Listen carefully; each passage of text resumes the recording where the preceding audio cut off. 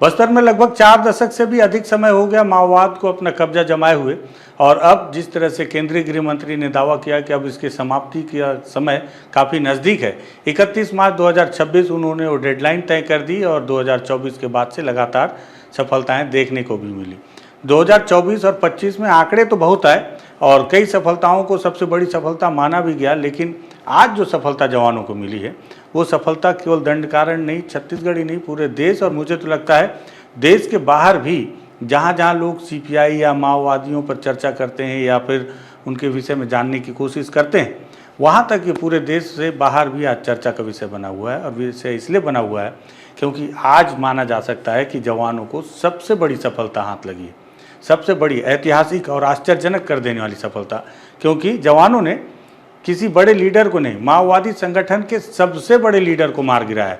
बसवराजू जिनका नाम है और जो कि माओवादी पार्टी के महासचिव थे, और इसके पहले बहुत नाम सुना होगा आपने गणपति का। गणपति के रिटायर होने के बाद बसवराजू ने माओवादी संगठन की कमान संभाली थी। तो मुझे लगा, हमने एक बार इसके पूर्व में आपको कुछ जानकारी दी थी, तो अब मुझे लगा बसवराजू पर थोड़ा सा और विधिवत आपको जानकारी दिया जाए, तो इस पर बातचीत करते हैं। नमस्कार, मैं विकास तिवारी हूँ, आप बस्तर टॉकीज देख रहे हैं।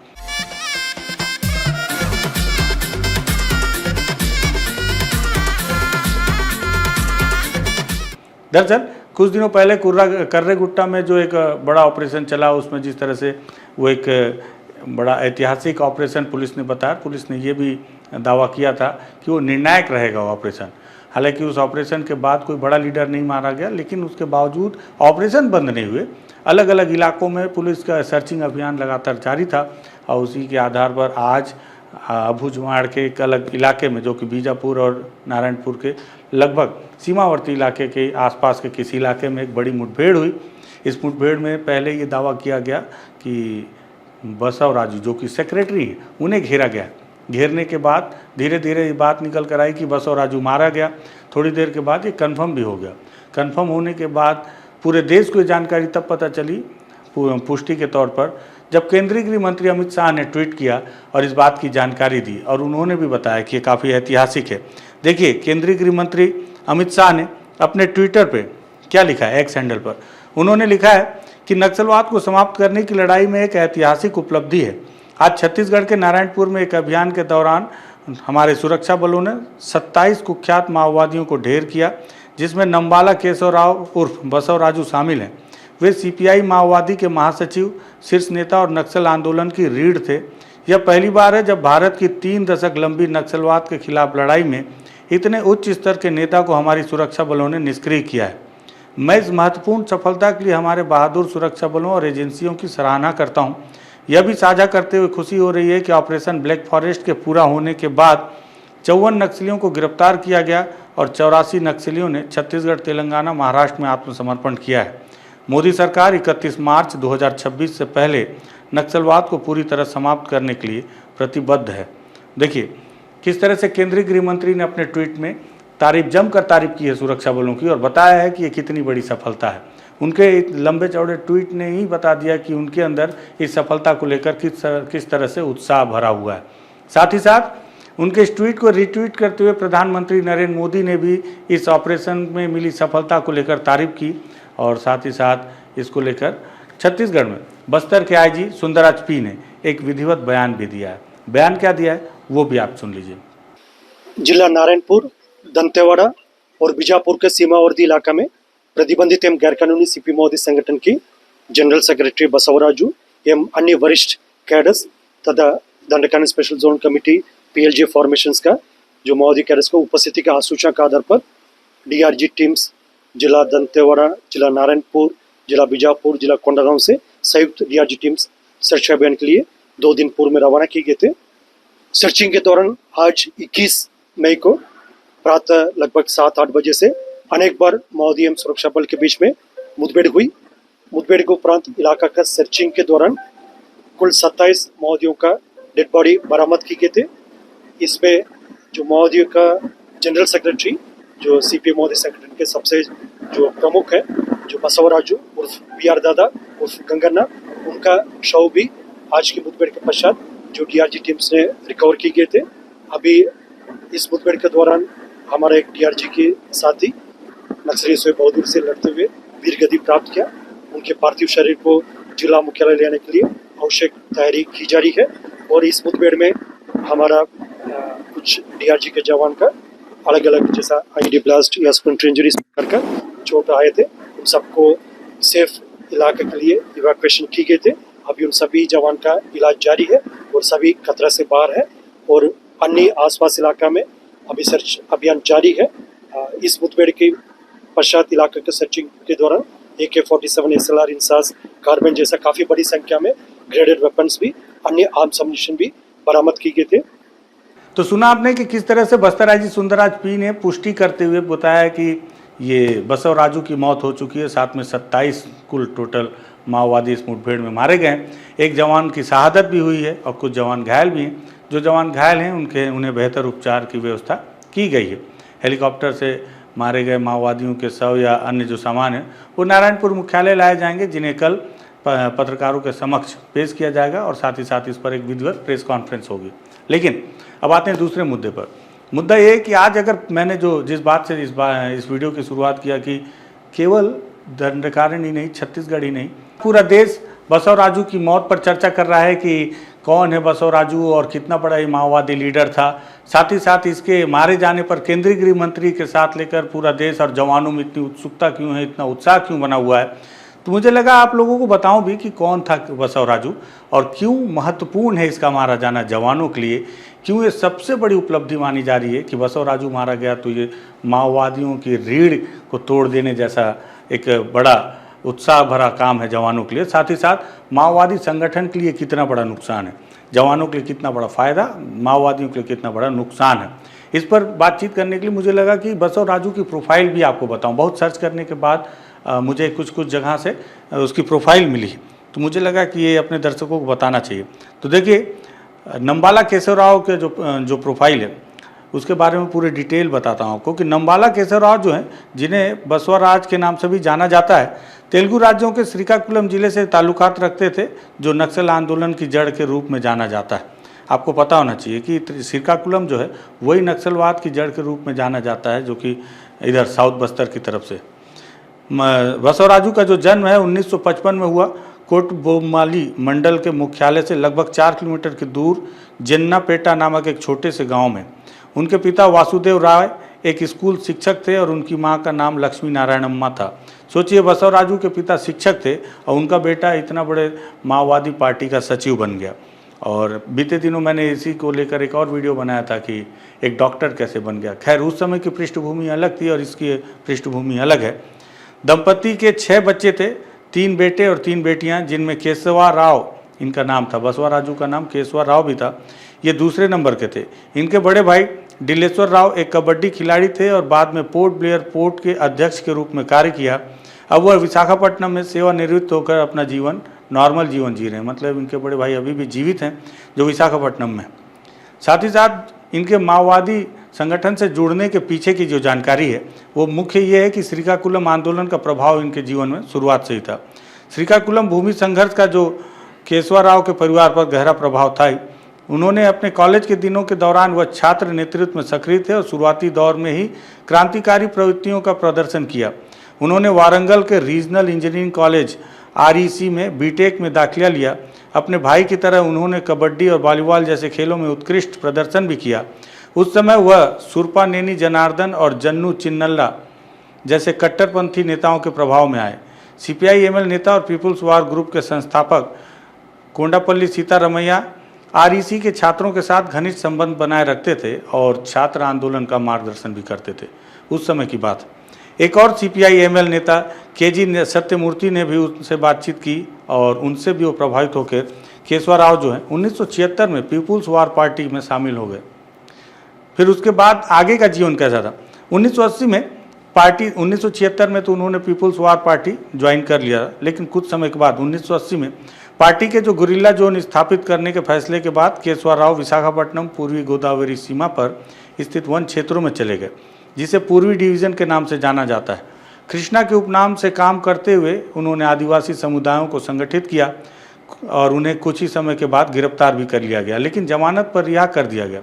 तब से वो पूरी तरह से भूमिगत हो गए और लगभग 45 वर्षों तक वैसे ही रहे। 1987 के अंत में जो है केशव राव अकेले विशाखापट्टनम से लौट आए। खुफिया जानकारी के आधार पर पुलिस ने उन्हें मंडिलापल्लेम से गिरफ्तार करने का प्रयास किया, लेकिन उन्होंने उनकी करीबी और सहयोगियों के अनुसार वो जो है भागने में सफल हो गए। 5 दशकों में एक शीर्ष नेता के रूप में उनका उदय कैसे हुआ? शुरुआत में उन्होंने गंगन्ना नाम से पूर्वी डिवीजन सचिव के रूप में कार्य किया। बाद में दंडकारण समिति का गठन किया गया, जिसमें पूर्वी डिवीजन बस्तर तत्कालीन मध्य प्रदेश, गढ़चिरौली महाराष्ट्र और आदिलाबाद उत्तरी तेलंगाना शामिल थे। केशव राव, कोटेश्वर राव और कटकम सुदर्शन अगर आपको याद हो तो बीते दिनों उनकी भी मौत दंडकारण में बीमारी से ही हुई थी। इसके सदस्य थे। 1990 की जो पार्टी पूर्ण बैठक में गणपति ने कोंडापल्ली सीतारमैया की जगह जनरल सेक्रेटरी का पद संभाला। 1990 में गणपति ने संभाला था और केशव राव को केंद्रीय समिति सदस्य के रूप में शामिल किया गया। देखिए 1976 में इन्होंने पार्टी ज्वाइन की और उसके बाद 1990 में इनको सेंट्रल कमेटी के सदस्य के तौर पर शामिल कर लिया गया। बाद में वह दंडकारण समिति के सचिव बने और कोंडापल्ली के पार्टी से निष्कासन के बाद एक प्रमुख नेता के रूप में उभर कर सामने आए। 1995 में उन्होंने बसवराजू और बीआर जैसे उपनामों के तहत सैन्य मामलों के प्रभाग का नेतृत्व भी किया। 2001 में पीपुल्स वार पार्टी की 7वीं कांग्रेस में उन्हें केंद्रीय सैन्य आयोग का प्रभारी चुना गया। 2004 में 2 प्रमुख पार्टी जो माओवादी सशस्त्र समूह थे, पीपुल्स वार और माओवादी कम्युनिस्ट सेंटर MCC के कम्युनिस्ट पार्टी ऑफ इंडिया माओवादी में विलय के बाद उन्होंने अपनी सैन्य भूमिका बनाए रखी। 2016 में जब उम्र बढ़ने और स्वास्थ्य खराब होने के कारण गणपति ने पार्टी जनरल सेक्रेटरी का पद छोड़ा और केशव राजू ने फिर पदभार संभाला। 2016 की बात है। कई बार इस साल को लेकर थोड़ी सी भिन्नता है, कई बार कोई 2018 बोलता है या 2016 बोलता है। आगे चलकर उन्होंने अनीता से शादी की, जो गढ़चिरौली की एक आदिवासी महिला थी और माओवादी आंदोलन का एक हिस्सा भी थी। उनकी 2010 में बीमारी से मौत हो गई और उस मौत के बाद से भी उन्होंने बसवराजू को काफ़ी प्रभावित किया। सैन्य रणनीति में प्रमुख भूमिका माना जाता है कि उन्होंने 1987 में पूर्व गोदावरी जिले के दारागड्ढा में पीपुल्स वार ग्रुप द्वारा पहली गुरिल्ला घात और उनका जो नेतृत्व किया, जो 1987 में हुआ था गोदावरी में, जिसमें 6 APSS पुलिस के अधिकारी मारे गए थे। 1987 में पहला अटैक किया था बसवराजू ने, जिसमें 6 जवान मारे गए थे आंध्र प्रदेश के। तो ये उनका पहला नेतृत्व करने वाला पीपुल्स वार का जो पहला अटैक था। और साथ ही साथ ये इन्होंने गुरिल्ला से लिट्टे से भी इन्होंने प्रशिक्षण लिया है। कुछ वर्ष पूर्व जो है सदस्यों ने कथित तौर पर 1987 और 89 में दंडकारण नक्सलियों में गुरिल्ला युद्ध को प्रशिक्षित भी किया था। सोचिए 87 और 89 में लिट्टे ने आकर माओवादियों को प्रशिक्षण दिया था कि किस तरह से युद्ध लड़ना है। तब ये गुरिल्ला वार जो माओवादी लड़ते हैं उसका प्रशिक्षण इस तरह से। केशव राव ने उस प्रशिक्षण में भाग लिया और बाद में आंध्र, तेलंगाना, दंडकारण, बिहार, झारखंड में सैकड़ों को प्रशिक्षित किया। मतलब आप सोचिए कि कितना माओवादी संगठन का महत्वपूर्ण नेता रहा है कि ये माओवादियों का जो सबसे महत्वपूर्ण लड़ाई का जो पैंतरा है गुरिल्ला वार, छद्म वार, उसमें प्रशिक्षित करने के लिए पहले इसने खुद प्रशिक्षण लिया लिट्टे से और प्रशिक्षण लेने के बाद आगे चल के इसने सैकड़ों लोगों को, माओवादी संगठन के सैकड़ों सदस्यों को प्रशिक्षित किया। केवल छत्तीसगढ़ में नहीं, आंध्र, तेलंगाना, दंडकारण, बिहार और झारखंड तक में सैकड़ों को प्रशिक्षित किया। कितना महत्वपूर्ण था ये माओवादी पार्टी के लिए शुरू से, आप समझिए। उन्होंने दिसंबर 2000 में PLJ people liberation guerrilla army के गठन में और सैन्य संगठनात्मक हथियारों को अलग अलग संरचित करने में भी एक प्रमुख भूमिका निभाई। ये जो आज PLJ का जिक्र हम करते हैं या हिड़मा के बटालियन का जिक्र करते हैं, उसके गठन में भी महत्वपूर्ण भूमिका बसवराजू ने निभाई थी। वह छोटी टुकड़ियों को प्लाटून, कंपनियों और बटालियन में बदलने में सहायक थे। मतलब आप सोचिए कि पहले केवल छोटी छोटी टुकड़ियां हुआ करती थी, बसवराजू ने उसे अपने नेतृत्व में ही बटालियन जैसे बड़े मजबूत विंग में तैयार करने में उन्होंने अपनी महत्वपूर्ण भूमिका निभाई। यह भी माना जाता है, मैंने पहले बताया कि वह उड़ीसा में 2008 के नयागढ़ हथियार डिपो हमले के मास्टरमाइंड थे, जहां 1000 से अधिक आधुनिक हथियार लूटे गए। उन्हें हिड़मा के नेतृत्व में दंतेवाड़ा के ताड़मेटला वाली घटना का भी मास्टरमाइंड इन्हें ही माना जाता है, जिसमें 76 जवानों की हत्या माओवादियों के द्वारा की गई थी। तो इस तरह से बसवराजू हैं जो अपने कार्यकुशलता, जो माओवादी पार्टी के अनुसार जो इनकी कार्यकुशलता थी, उसे देखते हुए ही 2016-17 में 18 में वर्षों के बीच में जब गणपति को लगा कि अब माओवादी पार्टी का नेतृत्व कौन करेगा, तो सारे जितने भी पोलित ब्यूरो और सेंट्रल कमेटी के लोगों ने एक फैसला लिया एकजुट होकर कि जो कुशल नेतृत्व है वो बसवराजू के हाथ में ही जाना चाहिए, क्योंकि उनके द्वारा किया गया कार्य, उनके द्वारा जो पढ़ाई भी की गई थी, आप सोचिए बीटेक तक की पढ़ाई उन्होंने की और उसके बाद लगातार पढ़ते रहे, लगातार उनके द्वारा पूरे देश में अलग अलग जगह पर लड़ाके तैयार किए गए माओवादी संगठन के। तो इसलिए फिर पार्टी को लगा कि बसवराजू से अच्छा नेतृत्व करता कोई नहीं होगा।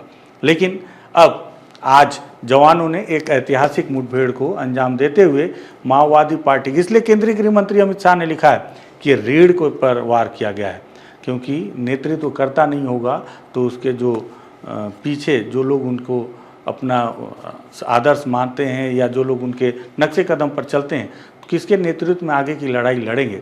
एक बड़ा वार रहा है माओवादियों के ऊपर जवानों का।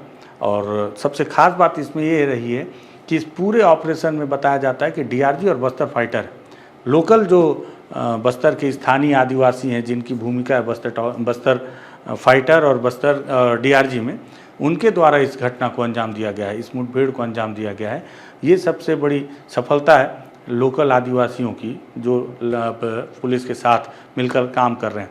साथ ही साथ एक और बड़ा सवाल है कि बसवराजू जरूर मारा गया, लेकिन अभी भी माओवादियों की पार्टी में कई सेंट्रल कमेटी के हैं और कई पोलित ब्यूरो भी हैं। हालांकि ये बात भी सही है कि वो उनकी उम्र भी काफ़ी उम्र दराज हो गई है, बहुत पुराने लोग हैं। जिस तरह से बताया जा रहा है कि लगभग संभवतः 70 साल के आसपास की उम्र बसवराजू की है, तो कमोबेश बाकी के जो सेंट्रल कमेटी के नेता हैं या पोलित ब्यूरो हैं के सदस्य हैं, उनकी उम्र भी इसी के आसपास होगी। तो अब ये देखना होगा, चूँकि माओवादी सीपीआई माओवादी एक पार्टी है, भले ही बैन पार्टी है लेकिन है एक पार्टी, उसका एक स्ट्रक्चर है और उस स्ट्रक्चर में सचिव महासचिव के पद पर आसीन था बसवराजू, जिसे मौत के घाट आज उतार दिया गया जवानों के द्वारा। अब वो पद खाली हो गया, तो माओवादियों के सामने दो रास्ते हैं। अगर वो अभी भी लड़ना चाहते हैं तो उन्हें इस सचिव पद को भरना होगा। तो देखना होगा कि अब माओवादी पार्टी में जो बचे हुए पोलित ब्यूरो और सेंट्रल कमेटी के लोग हैं उसमें से किसे इसकी जिम्मेदारी सौंपी जाती है पार्टी के द्वारा। हालांकि उन्हें गहरा आघात लगा है। इसके पीछे कुछ दिनों पहले जो अभय का एक प्रेस नोट आया था, उसमें भी प्रेस नोट में लिखा गया था कि जो सेंट्रल कमेटी और पोलित ब्यूरो के नेता हैं उनके, वो आपस में संपर्क नहीं कर पा रहे ताकि पार्टी के आगे की नीति रीति पर बातचीत की जाए या सरकार से शांति वार्ता को लेकर कोई फैसला किया जाए। ये इस बात का जिक्र करते हुए अभय का एक प्रेस नोट जरूर आया था, जिसमें इस बात की ओर भी इंगित है कि उनके नेता आपस में मिल नहीं पा रहे। जब उनके नेता आपस में मिल नहीं पा रहे हैं तो ये निर्णय कैसे लिया जाएगा कि अब पार्टी में सचिव का पद, ये महासचिव का पद कौन संभालेगा। या फिर दूसरा रास्ता कि जो सरकार का कहना है कि हथियार रख दिया जाए और वापस आके सरेंडर कर दिया जाए, सरकार ने समर्पण नीति पे जो लगातार बदलाव किए हैं उसका लाभ लिया जाए और देश की प्रगति में सरकार का हाथ बटाया जाए, सरकार के साथ चला जाए। देखना होगा आने वाले समय में कि माओवादी पार्टी क्या फैसला लेती है। क्या वो अपने एक नए सचिव की पदस्थापना करेगी या फिर सरकार के इस दबाव वाले परिस्थिति में, जिस तरह से सरकार अब पूरी तरह से हावी हो चुकी है, जवानों का मनोबल आसमान छू रहा है। अब जवानों को लग रहा है कि ऐसी कोई जगह ही नहीं है जहां वो पहुंचकर ऑपरेशन नहीं कर सकते हैं, सफल ऑपरेशन। तो इतना मनोबल बढ़ा हुआ है। ऐसी परिस्थिति में माओवादियों की जो टीम हो लगातार टूटती चली जा रही है। इस पर किसी ने बताया, पूछा कि कैसे इतनी बड़ी मुठभेड़ हुई, कैसे सफल ये ऑपरेशन हुआ, कैसे बसवराजू घिर गया। तो मुझे किसी ने ये भी बताया था, जो मैंने पहले भी बताया, कि कंपनी नंबर 7 उनकी सिक्योरिटी देखती थी और कंपनी नंबर 7 के ही कुछ माओवादियों ने समर्पण किया। उनकी निशानदेही और उनके द्वारा दी गई जानकारी के आधार पर भी काफ़ी एक सहयोग मिला इस ऑपरेशन में, जिसे सुनने के बाद मुझे लगा कि जब तक विभीषण राम का साथ नहीं देगा तब तक रावण का वध नहीं हो पाएगा। ये इतिहास में दर्ज है। एक बार फिर से यही हुआ कि उनके ही सबसे सुरक्षित, जो उनकी सुरक्षा का ख्याल रखते थे, जब उनके द्वारा पुलिस के साथ दिया गया तब जाकर बसवराजू की हत्या कर पाना या उनसे मुठभेड़ में उन्हें मार गिराना संभव हो पाया जवानों के द्वारा। खैर, मुझे लगा कि आज पूरी दुनिया, पूरा देश बसवराजू और माओवाद पर चर्चा कर रही है, तो ऐसे में बसवराजू के कुछ छोटे से प्रोफाइल को भी बताऊं कि कैसे बसवराजू एक शिक्षक का बेटा कैसे इतना बड़ा विद्रोही हो गया, कैसे वो माओवादी क्रांतिकारी पार्टी से जुड़ गया और जुड़ने के बाद कैसे एक धीरे धीरे करके वो आज माओवादी पार्टी के शीर्ष पर पहुंच गया, जिसको लेकर केवल देश ही नहीं पूरी दुनिया चर्चा कर रही है। वहीं उनके बड़े भाई जिन्होंने एक अच्छी खासी नौकरी करने के बाद, रिटायरमेंट के बाद आज आम जीवन जी रहे हैं। कुछ लोग आज उनके घर भी गए थे तो पता चला कि बसवराजू के घर में, जो उनका पैतृक निवास है, वहाँ कोई भी नहीं था। वहाँ के आसपास के ग्रामीणों ने ज़रूर कहा कि उन्होंने भी समाचार के माध्यम से सुना है कि बसवराजू की मौत आज मुठभेड़ में हो गई है। अब इस पर हम कोशिश करेंगे कि जिस इलाके में मुठभेड़ हुई है उस इलाके को भी आपको दिखाएं ग्राउंड रिपोर्ट करके कि कैसा वो मंजर रहा होगा, कैसा वो इलाका रहा होगा जहाँ पूरी मुठभेड़ हुई है। और कल जो प्रेस कॉन्फ्रेंस होगी उसे भी अटेंड करने की कोशिश करेंगे। मुझे लगा कि बसवराजू के प्रोफाइल आपको बताऊं ताकि आपको पता चले कि कौन था बसवराजू। अगर आपको पसंद आया तो वीडियो शेयर कीजिएगा, बस्तर टॉकीज़ को सब्सक्राइब कीजिएगा। धन्यवाद।